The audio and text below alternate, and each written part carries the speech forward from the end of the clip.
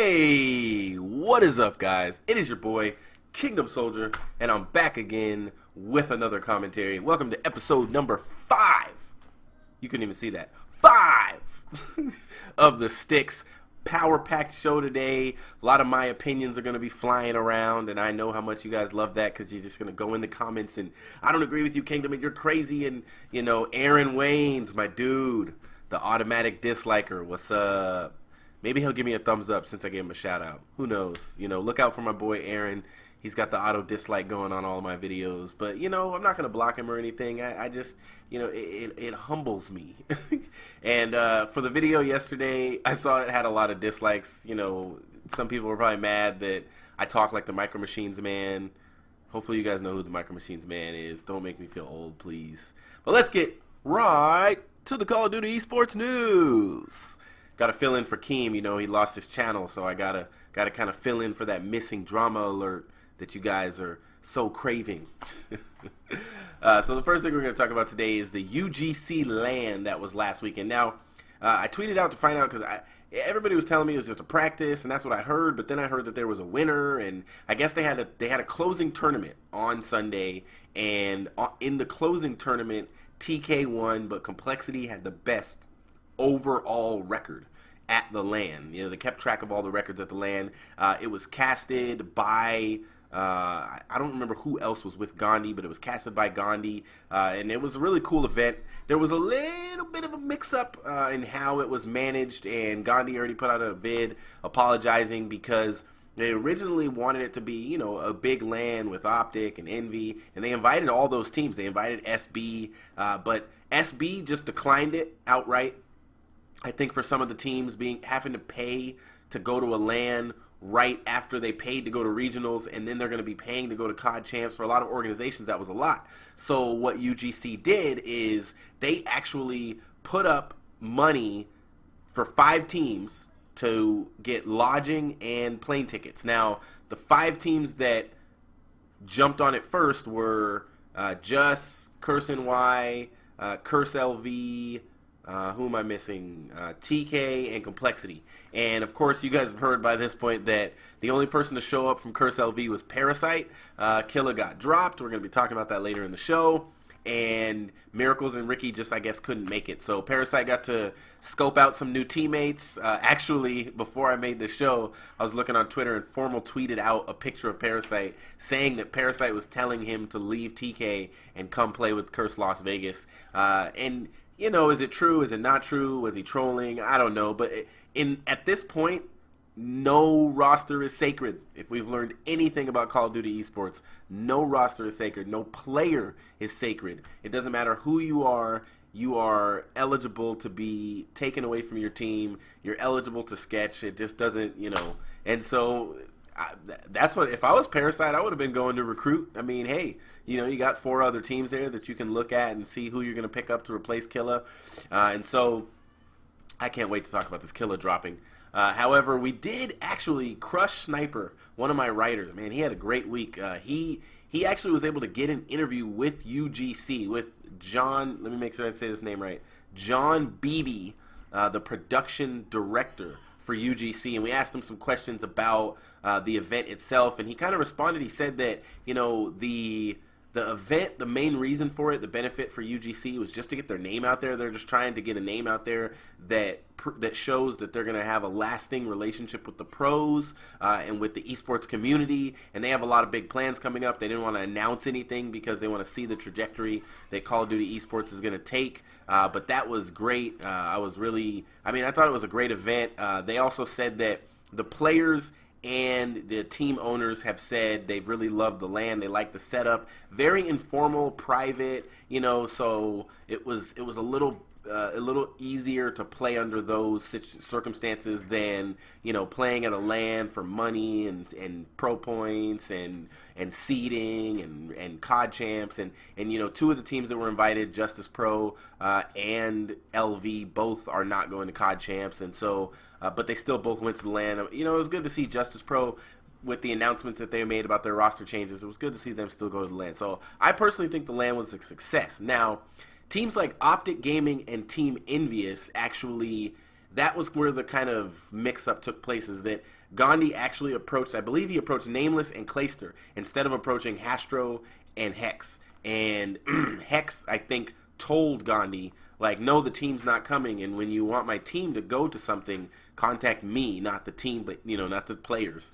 And so, and Gandhi, you know, he just was honest, and he said that in Halo, they didn't have to do that. So instead of going to that LAN, OpTic Gaming is hosting their own LAN at the OpTic House with SB, with Strictly Business, the team that won regionals, and then Envy is hosting one with TCM. Now, the OpTic LAN that's taking place, we actually were able to get an interview via DM on Twitter with Fraggy Toast, one of the two brothers that own Strictly Business. We asked him some questions about it, and he was, you know, very gracious. Thanks a lot, Fraggy Toast. Shout out to you and SB Gaming.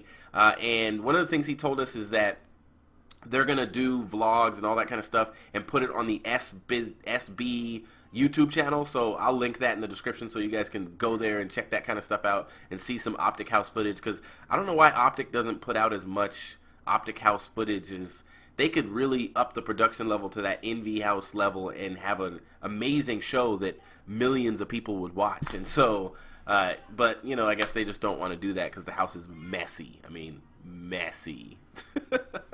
Fraggy Toast, you know, he said that they're really excited for the LAN. We asked him whose idea the LAN was and why they're doing it, and he said hands down it was Hex, 100%.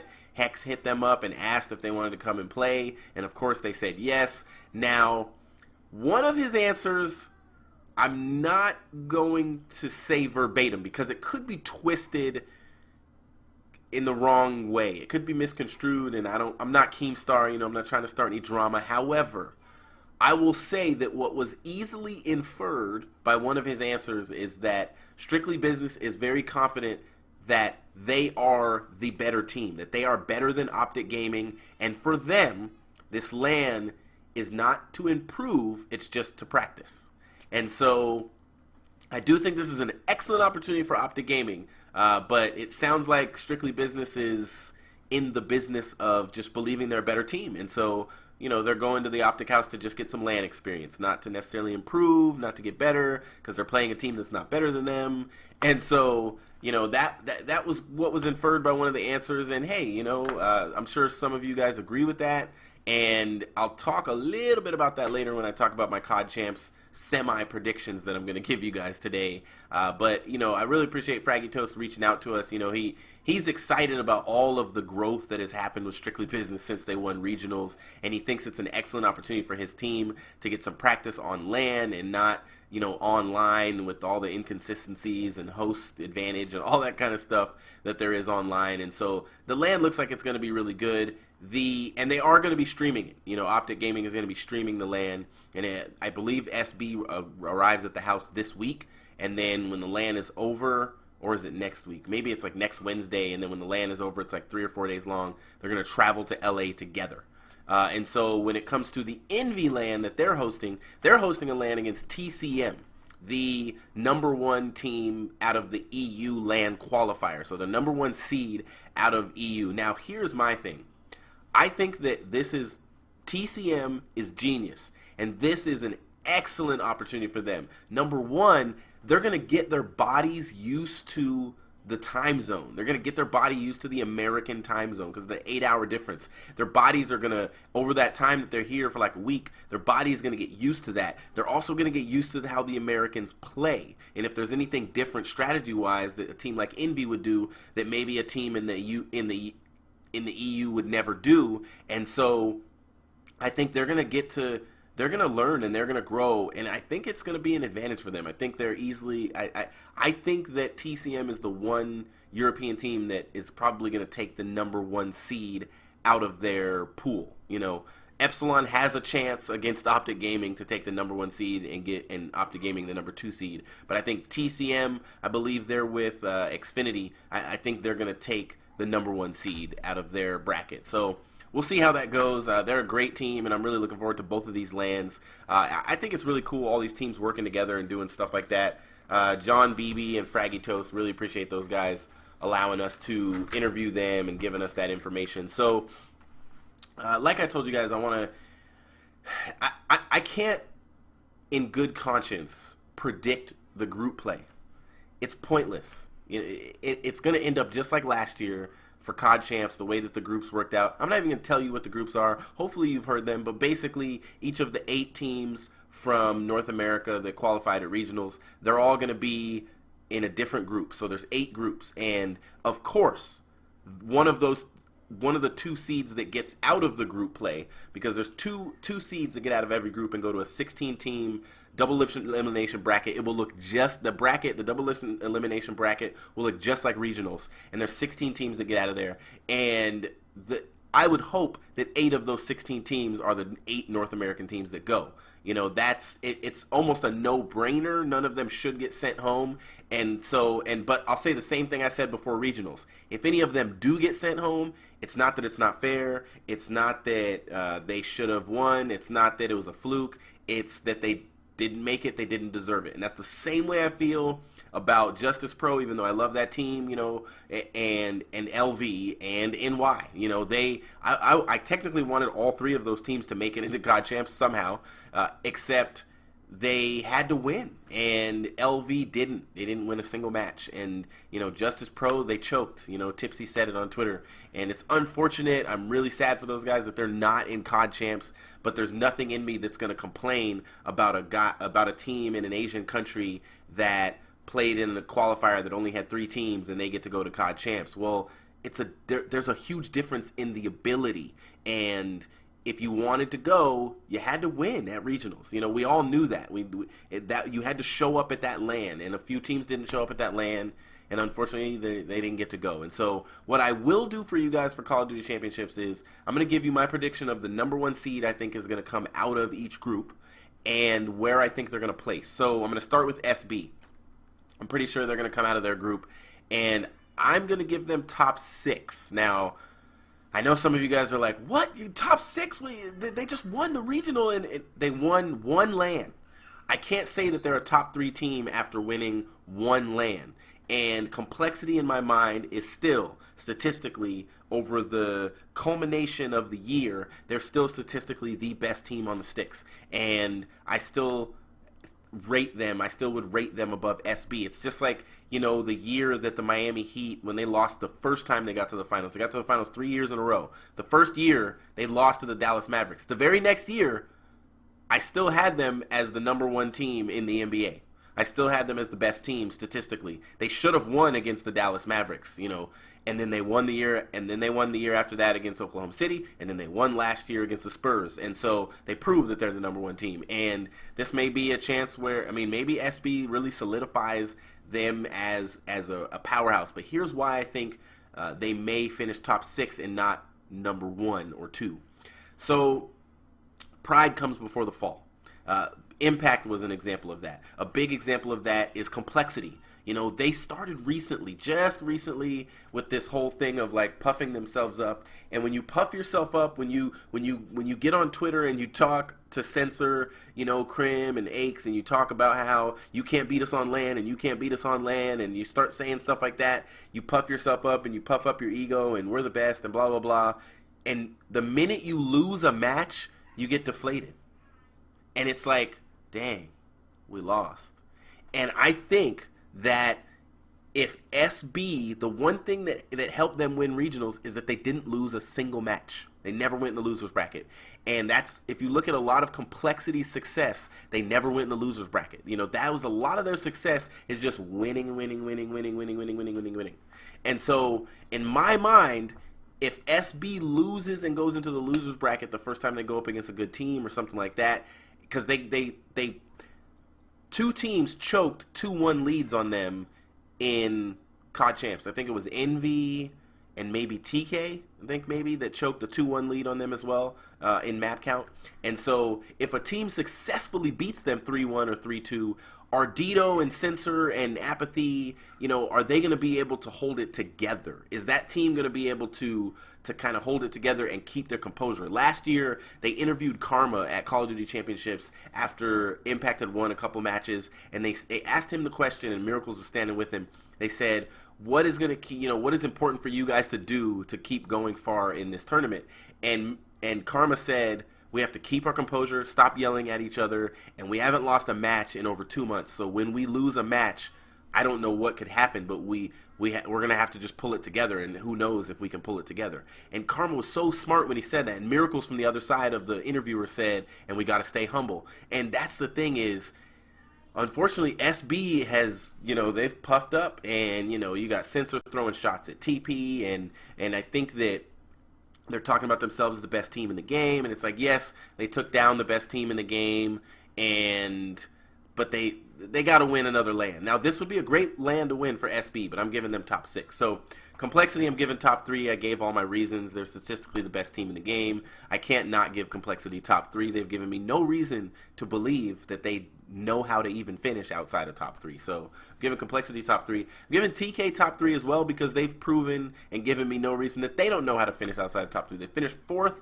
once since they've existed as a team. I believe they've been in 7 tournaments now, 7 LANs, and they finished 3rd or above in 6 of those LANs. They finished 4th place in 1 at UMG Dallas. And so, in my mind, TK is a top 3 team, and I'm giving them in Complexity my highest prediction at this point. It's a semi-prediction. I'm going to give full predictions for COD Champs next Monday on the STiKS. Let me look at who else we got. FaZe, I'm giving top 6.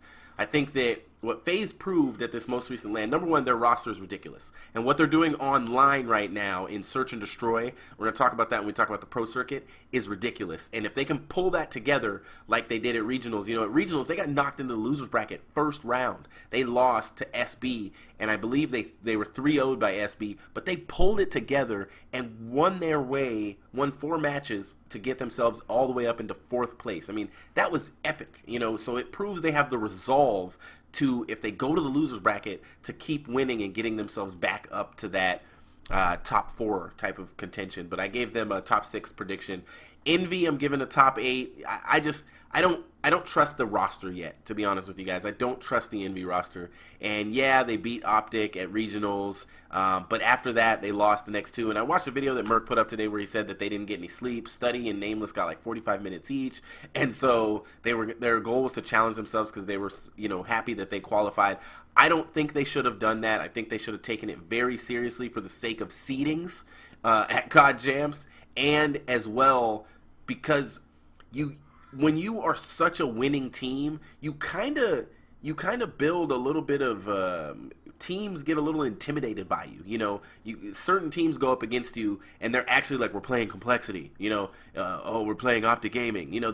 There's something to it when you win. And so for SB, in reality, when they get in that tournament, when they get in COD Champs, teams are going to go up against them with a different mindset because they won regionals. And how they won regionals, they beat all the top teams except for OpTic Gaming, and they're going to have a chance to beat OpTic Gaming at this LAN. So I'm giving Envy top 8. I'm just being honest. I don't trust the roster. I've watched them play. I've watched the listen-ins and things like that, and there's just some things that I'm kind of like, I don't know if they actually can win multiple matches against top teams on LAN. So we'll see how that goes. Vitality, why do I have them there? I'll say Rise instead of Vitality. I think I meant to say Rise out of that group. I'm giving them top 12. Rise they got LV, they got Justice Pro, but for me, Rise, I have to give them top 12. In my mind, they're a top 12 team, which is great. They proved that in the 16-team tournament we just had that they're a top 8 team, but I'm giving them top 12 out of the 32 teams in this tournament at least. So they could finish higher than that, but I'm giving them at least top 12. I think they'll have no problems getting into that field. And then OpTic Gaming, I gave top 8 as well. For the same reason as Envy, like, OpTic has to learn to be consistent and to win more games than just the ones that we expect them to win.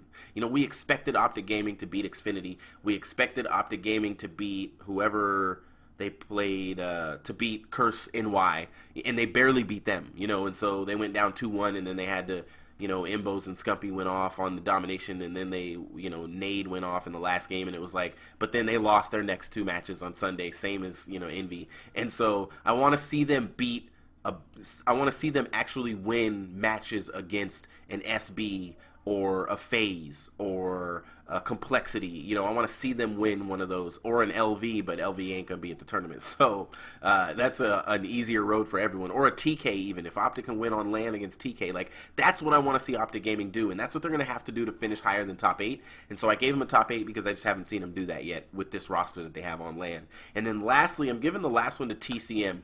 I think TCM's time at the Envy House is gonna prove just an epic help for them, and I think that they're going to go really far in this tournament. I'm giving them top 8. I think they could finish top 6. I could have given TCM top 6. I think they're that European team that's going to make it up there really high. I'm not saying that Epsilon isn't going to do good, but I didn't pick Epsilon to win their pool. I picked the OpTic. So if Epsilon wins the OpTic's pool, I would have them top 8 as well. Same thing. So that's my COD Champs groupings, predictions for the winners bracket, and I don't know how they're going to do the bracketology for that and everything, but if they explain it before next Monday, I'll put out my bracket and I'll show you guys how I think it's going to end. And so the pro circuit, well, not much happened this week because on Thursday that's when they started playing again. They gave them a good break after regionals, and on Thursday they started playing again, and so there wasn't a lot of games, but it looked like Esports Nation named Formal as the midseason MVP, and there is a couple of statistics though that kind of, when I was looking at it, that kind of stood out to me, and it was FaZe's search and destroy win percentage and Complexity's blitz win percentage. So FaZe is in first place. They're winning this thing pretty handedly right now with a good 16-8 record. They won half of the matches. They've lost. Wait, how does that make sense? Or a third. They've lost a third of the matches they've played. And so, you know, they're doing a good job. Like, FaZe is doing really good. Their win percentage for maps is like 58%, which is really great. You know, like, FaZe is really showing up. The roster's working for them that they have. And amazingly, these dudes, their S&D win record is 25-10. That is their search and destroy map win record. 25-10. And it's leaps and bounds. The next team behind them has 17 losses in search and destroy. So you can see how far above everybody else they are. So maybe they're one of those teams that's actually practicing their search and destroy strats online, and I'm just hoping that it works for them on LAN. It seemed to at regionals, but we'll see, because that could really help them at COD Champs if their search and destroy game is that good. I know this is online. I know FaZe has one of the best, most consistent host advantage win percentages in the MLG Pro Circuit League, but we'll see. I think it could have an effect. And here's the number that I really think will have an effect is Complexity's blitz win record is 19-5. They have only lost 5 out of 24 blitz maps. 5 out of 24 blitz maps. Like, that's amazing. And the next team is like 12 is their loss, is their number of losses. And just like Impact last year, what really got them through a lot of their series was that they rarely ever lost hardpoint. Their hardpoint win percentage was like 80-90%, something like that. And teams were scared of them in hardpoint because they would annihilate teams in hardpoint. And if Complexity can really just go crazy on blitz at COD Champs, it's going to propel them really, really far. Yes, S&D wins championships. Everybody says that because map 5 is always going to be S&D, and there's 2 S&Ds in a best of 5. But if you can also always win that blitz respawn, you know, you're helping yourself out because you got 2 DOMs, 2 S&Ds, and a blitz. If you can always win that blitz, you're basically putting yourself in a position to at least probably always make it to map 5, and then your search and destroy just has to come through. So Complexity may be giving themselves pretty fair advantage. And so TK, SB, and LV, and I don't know what LV's roster is going to be in the long run, but TK, SB, and LV are all tied at 13-11 in third place. Complexity is second behind FaZe. So Pro Circuit lives on. I still think it was a great idea, and it's going really well. It does look like, you know, I talked to my boy Tipsy. I hit up Tipsy and told him when he comes back this week, I want to interview him to talk to him about the roster changes and how it's going to affect his team and what he sees happening after COD Champs. And what he said to me is simply, it's really looking like there's going to be a lot of changes after COD Champs, you know, because they can't change rosters before then, and there's teams that are already wanting to trade people, and people are already wanting to leave and all that kind of stuff. And so It looks like there is going to be this crazy roster mania 17.5 that's going to happen after COD Champs, and I'm going to talk to Tipsy about it this week. I'll put it on the channel after I interview him. But the changes that have been made already is that Neslo has announced that he's going to leave Justice Pro. I never really thought he worked out on that roster anyway, and if I had it in my mind, because Gucci's retiring, and because Gucci from Justice said he's going to retire, because Gucci's saying he's going to retire, I could see Tipsy, dare I say this, I could see Tipsy, I'll just say this, I could see Tipsy going to a good team. I could see him going to one of the top 4 teams, top 5 maybe, in competitive Call of Duty. You know, I think he's earned it. I think he's definitely stepped up and proven that he can be a consistent player for one of those teams. I'm not going to say which teams. I have 2 in mind that I'm pretty sure would hit him up, but yeah, we'll see. And then Denial, I'm going to make sure I get this right. Denial dropped all of Denial East, Fizz and Twizz's team, and then John left Denial West, maybe to join LV. Who knows? You know, we'll see how that turns out. And then, of course, the big news that was dropped is that Killa was dropped from LV. And so here's my feedback on that. And first, let me read, well, one of the things that drives me crazy about the Curse organization, you know, I asked this question, is Curse, is Las Vegas, is Curse LV cursed, you know? Or, yeah. One of the things that drives me crazy is I think it's a mistake when owners of teams, when team owners get, or even coaches, get way too involved in defending decisions made by the team, you know? We know that a lot of the roster changes that take place are propelled by the players themselves. And so there's all these rumors that, like, when Nameless was dropped from Curse, that it was because Miracles and Killa didn't want to play with him. And there's the whole thing that was rumored that Nameless put out in a video, and he did a video where he just was very open about Curse and what happened. And he said openly that the plan was that Ricky was going to sketch on OpTic, leave, and come play for Curse LV. And that, I don't remember who they were going to drop. I think they were going to drop Miracles. I don't know. But that was the plan, is that Ricky was going to come play for Curse LV with Nameless, I think with Nameless, Killa, and Parasite. That's I don't know. And so, but then Parasite left. He just left the team and went to OpTic Gaming. And then when he was on OpTic, he probably was like, hey, Ricky, yo. If I go back to LV, you want to come with me? You know what's up? And what happened is there was a day where Nameless heard that Parasite left OpTic Gaming, and he hadn't heard from his team. Nobody was getting a hold of him. Nobody's talking to him. And then he just got a message that he was dropped.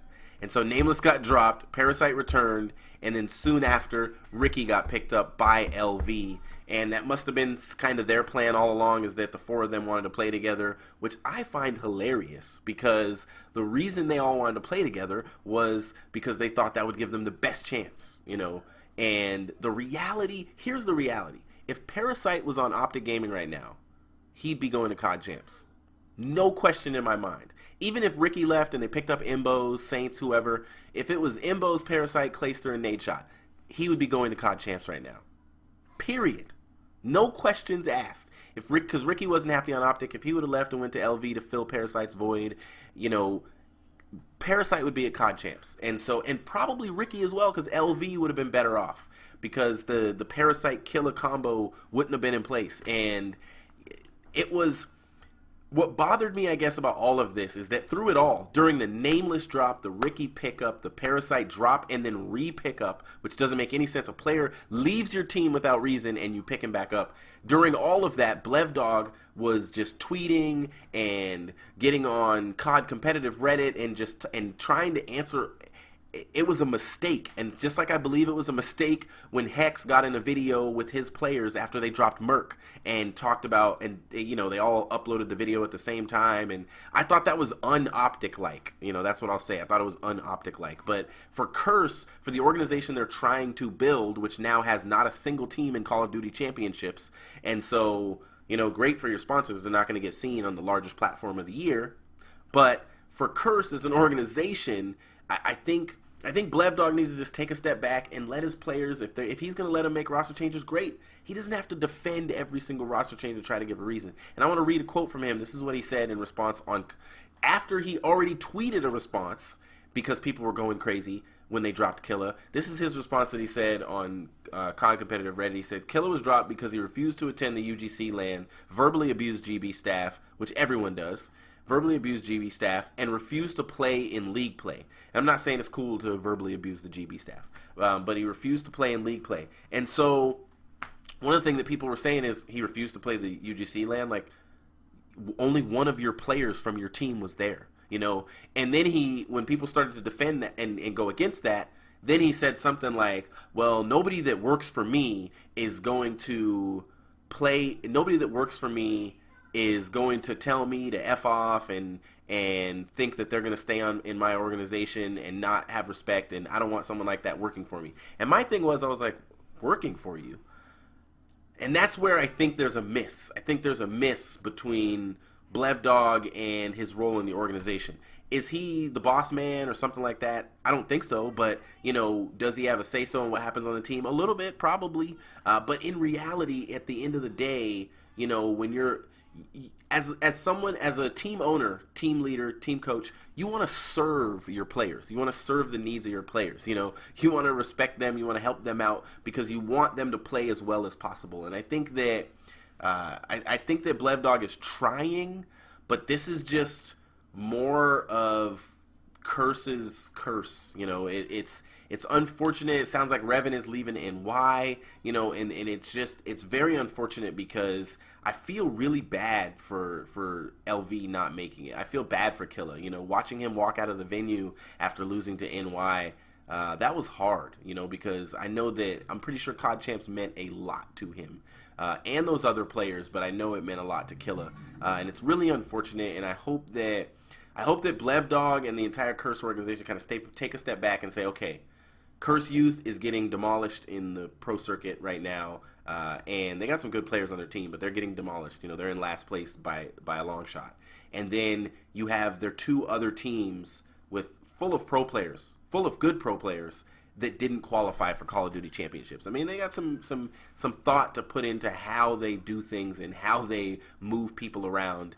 And if they're gonna allow Parasite to leave the team, come back, if I were Blevdog, just back up and let it go. You know, just let it go. Just don't say anything. So I know you guys have huge comments and opinions on the whole thing of the dropping of Killa.